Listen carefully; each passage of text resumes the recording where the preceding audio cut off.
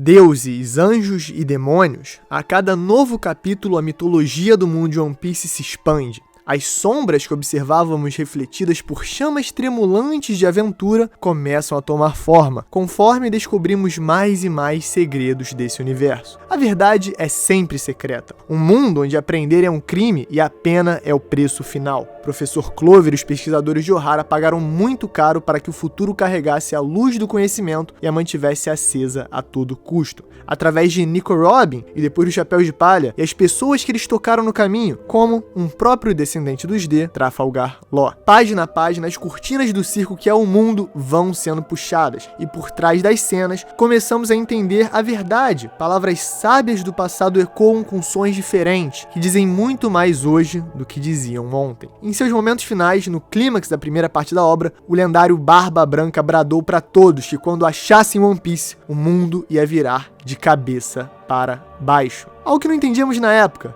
mas que pudemos ver que deixou Sengoku e o alto escalão da marinha altamente desconfortáveis e revoltados. As palavras de Edward Newgate não poderiam estar mais perto da verdade e hoje vamos mostrar exatamente o porquê. Fala galera, Chapéu de Palha aqui, eu sou o Derek e hoje uma teoria do Joe Driscoll Series. Checa aqui embaixo o link na descrição. Vamos falar sobre como o mundo vai virar de cabeça para baixo e a verdadeira origem dos demônios que são os Gorosei. Como Oda lentamente construiu uma mitologia dentro do mundo de One Piece para revelar uma mitologia secreta por trás dela e como os sinais são importantes para chegar a uma conclusão muito maneira no final, que se relaciona ao Barba Branca. Então, se você gostou, dá o slap no like, se inscreve, já dá essa moral agora pra gente. Comenta alguma coisa, uma paçoquita, eu vou te responder. E sem mais delongas, Alan, sabe o que fazer.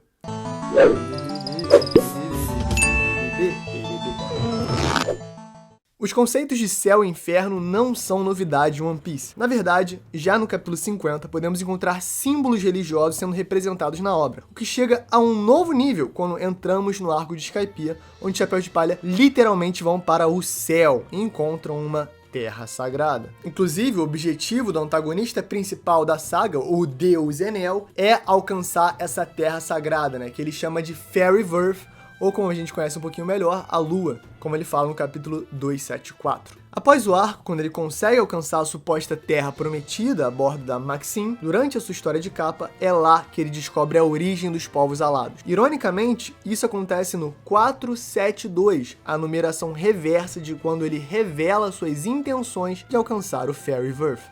Então provavelmente não é uma coincidência que durante a saga de Wano, no capítulo 1023, o Marco, que é o primeiro comandante dos Piratas do Barba Branca, nos informa uma parada muito interessante. Ele revela que Marijô antigamente era a terra ancestral dos Lunarianos, a lendária e praticamente extinta raça de King, também conhecida como a Terra dos Deuses. Claro que em teoria sobre mitologia e divindade, a nossa principal fonte de pesquisa e contextualização partiria de Skypiea. É quase como a profecia celestial, A gente tava no céu e nem sabia. Quer dizer, vocês entenderam o que eu falei, Curiosamente, também através do mural que Enel encontrou na Lua no capítulo 472, nós descobrimos que essa história é ainda mais antiga que imaginavam. Os povos alados são originários da cidade lunar conhecida como Birka, e supostamente teriam migrado da Lua para o planeta azul em busca de recursos naturais, consequentemente, terra fértil. Algo que, como Oda ama espelhar em suas obras, lembra muito diversas peregrinações pela humanidade de povos nomádicos que conseguiram encontrar terras e solos férteis e se assentar após dominarem a agricultura. A gente sabe, que quando o ser humano vivia nas antiguidades, ele não dominava a agricultura, mas em certo momento, ali pela Mesopotâmia, nas terras férteis, perto do rio Eufrates e Tigres, as primeiras civilizações humanas começaram a se assentar e viver com mais qualidade, porque eles podiam ficar parados no mesmo lugar e não só caçavam e juntavam recursos e ficavam partindo de um lugar para o outro. Isso fez toda a diferença e, de certa maneira, o Oda espelhou essa busca com os povos alados saindo da Lua e partindo para o planeta azul. Agora, brincando de arqueólogo de mangá, podemos fazer algumas interpretações do mural que deixou Enel encabulado na história de capa do capítulo 470. Essa imagem dourada, com as inscrições circulares ao centro, lembra muito as espirais que carregam as Akuma no Mi, e entre esses dois líderes alados, onde um parece estar com a mão por cima, fazendo uma espécie de bênção ou tendo algum tipo de cuidado especial, e o outro parece carregar uma ferramenta para trabalhar nessa criação robótica, que por sinal pequena, alada, robótica. Isso não é basicamente um serafim? Se tecnicamente seria ou não um protótipo dos serafins atuais na obra, isso não importa tanto. Na verdade, o que importa é que quando os povos alados migraram para o planeta azul, em busca de recursos naturais, eles trouxeram tecnologia extremamente avançada para o mundo. É só pensar que na antiguidade eles conseguiram sair da Lua e vir para a Terra, né? Então, assim, as versões de Lua e Terra do mundo de One Piece. Isso refletiria perfeitamente como a ilha de Vegapunk é conhecida. Egghead é a ilha do futuro. É só ver a letra do trailer original que a Shueisha fez para o mangá. Inclusive eu recomendo, quem não viu esse videozinho promocional, é muito maneiro, a música é maravilhosa, a letra tem dicas, eu fiz um vídeo dedicado quando lançou na época, destrinchando a letra e comentando alguns possíveis spoilers que ela dava para os volumes de Egghead. E cara, ainda não foi revelado se foi verdade ou não, mas a cada vez mais eu sinto que eu tava certo. Mas justamente, a Ilha do Futuro, na verdade, é a Ilha do Passado, onde eles tentam replicar tecnologias que o que tem de avançadas também tem de antigas. Inclusive, um dos experimentos mais importantes que o Vegapunk conduziu foi a criação de Akumas no Mi artificiais, onde seu ex-colega de grupo Matt, Caesar Clown, fracassou em criar uma réplica perfeita. Vegapunk conseguiu reproduzir os poderes de uma fruta azul mitológica, a fruta do dragão azul, da carpa do dragão azul. Porém, com uma única diferença. O dragão saiu rosa ao invés de azul, que já foi suficiente para o perfeccionista Dr. Vegapunk considerar esse projeto um fracasso, né? Pô, tá de sacanagem. Imagina se esse boné fosse azul. Ia ser um grande fracasso. Ou não.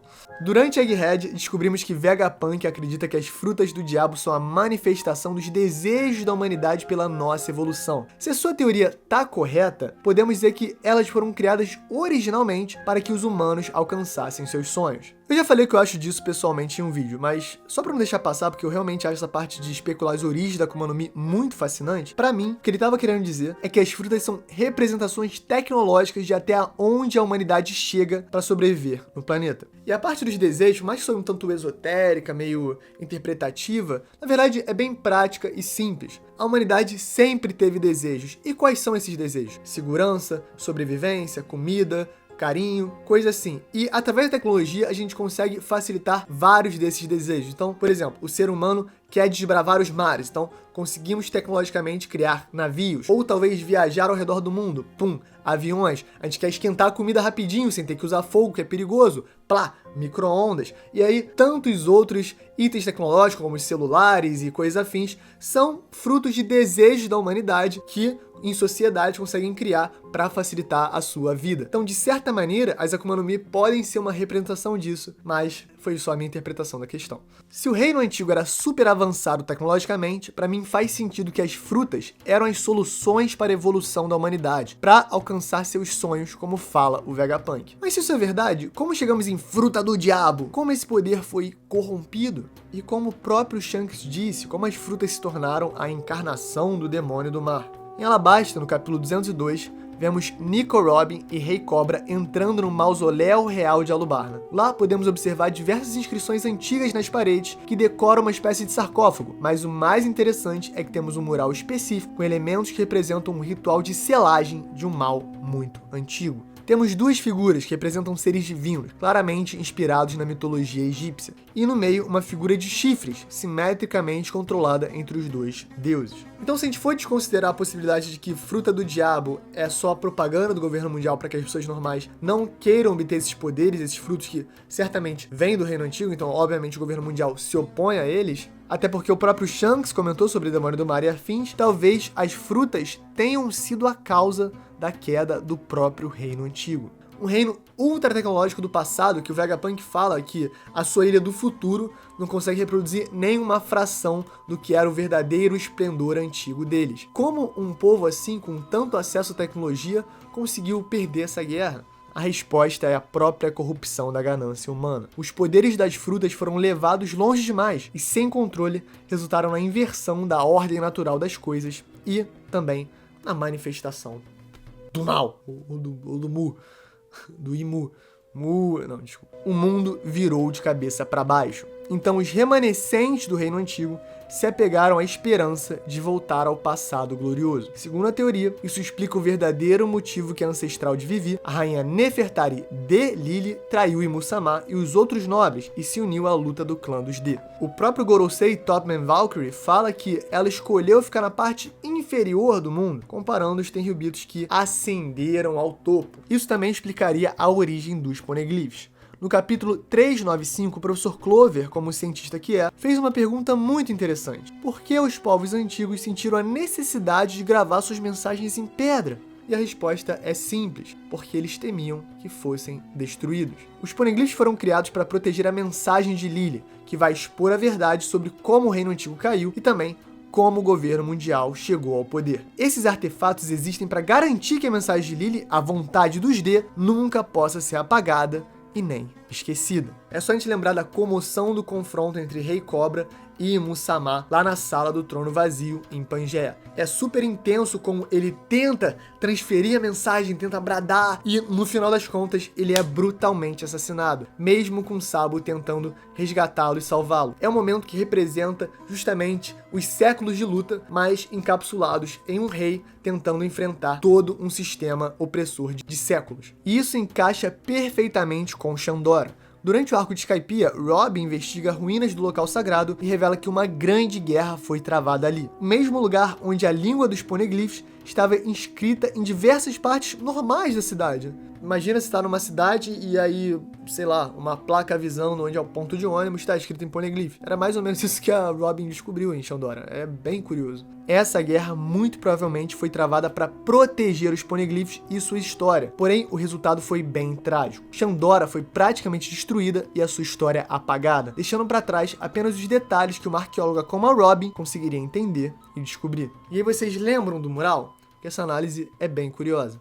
Ok, a gente vê a imagem que parece um ritual de selamento desse mal antigo, representado por essa figura de chifres, possivelmente até um demônio, logo acima de um sarcófago específico nesse mausoléu. Segundo a teoria, esse sarcófago pertence a Nefertari Delili e a sua tumba foi selada sob um aviso desse mal ancestral que ela descobriu e lutou contra até seu último suspiro. O que nos leva diretamente a esses demônios, yokais, diabos e espíritos malignos que sempre foram representados metaforicamente na obra por suas ações, mas que agora estão literalmente tomando essa forma. Os Gorosei e Imu-sama. Não é uma coincidência que as mesmas pessoas que tomaram tantas decisões monstruosas, no final das contas, são monstros. O Oda sempre foi muito didático, gostou de brincar com sutileza e, ao mesmo tempo, coisas óbvias para satirizar o nosso mundo que muitas vezes brinca aí nessa balança. E, certamente, em One Piece, os caras no topo, na verdade, terem formas que associamos ao submundo, a demônios e a coisas do mal, faz todo sentido.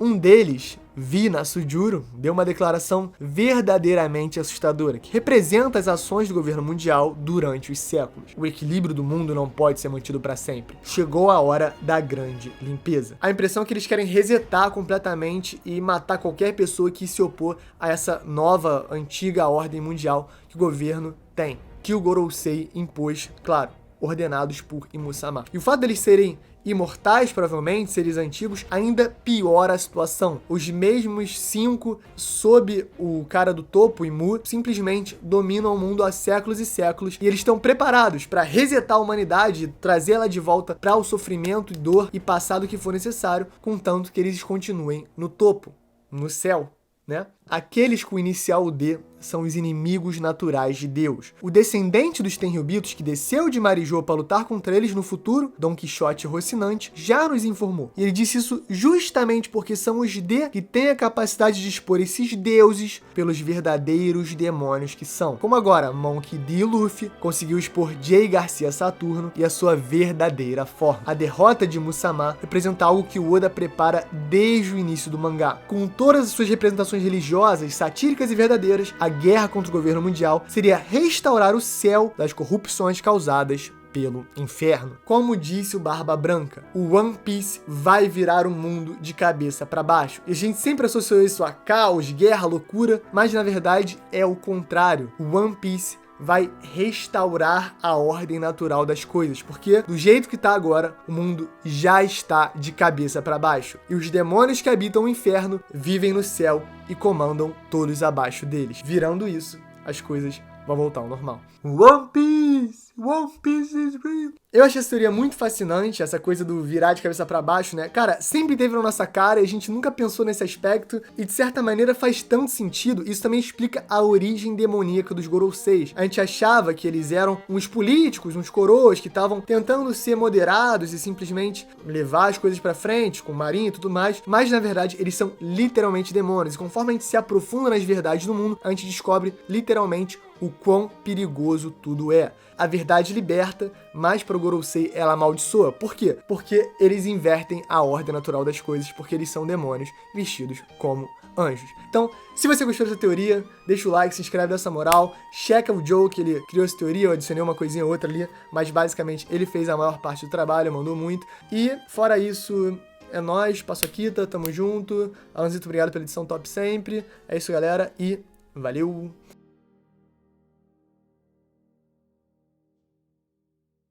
Pode ir palha secreto, me segue lá no Insta que eu tô postando coisa de museu. Fui no museu e foi top.